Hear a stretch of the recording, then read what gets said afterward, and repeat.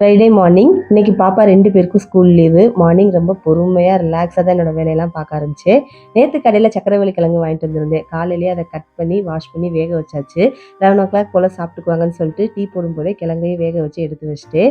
தோசைன்னா யாருக்கு தாங்க பிடிக்காது? எப்பயுமே அரிசி மாவுல தோசை செஞ்சு குடுக்குறதுக்கு பதிலா, இந்த மாரி தோசை ட்ரை பண்ணி பாருங்க. டேஸ்ட் சூப்பரா இருக்கும்.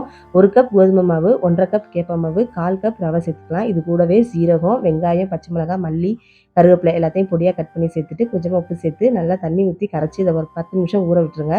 10 நிமிஷம் கழித்து தோசைக்கல்லில் தோசை ஊற்றுங்க. செம்ம கிறிஸ்பியாக டேஸ்டியாக இருக்கும். இதுக்கு சட்னி, தேங்காய் சட்னி வச்சு சாப்பிட்டு பாருங்கள், செம்மையாக இருக்கும். நம்ம வீட்டில் வீக்லி ஒன்ஸ் இந்த மாதிரி நான் வந்து தோசை செஞ்சு கொடுத்துருவேன். ரொம்பவே ஹெல்த்தியான ஒரு ரெசிபி. இன்றைக்கி மார்னிங் பிரேக்ஃபாஸ்ட்டுக்கு கேப்பை கோதுமை மாவு தோசை, தேங்காய் சட்னி வச்சுட்டு இந்த கிழங்கு வச்சு முடிச்சாச்சு.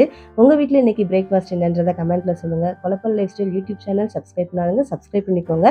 இன்ஸ்டாகிராம் பேஜ் கொலப்பல் லைஃப் ஸ்டைல் ஃபாலோ பண்ணிக்கோங்க. மறக்காமல் கமெண்ட் பண்ணுங்கள். பாய்.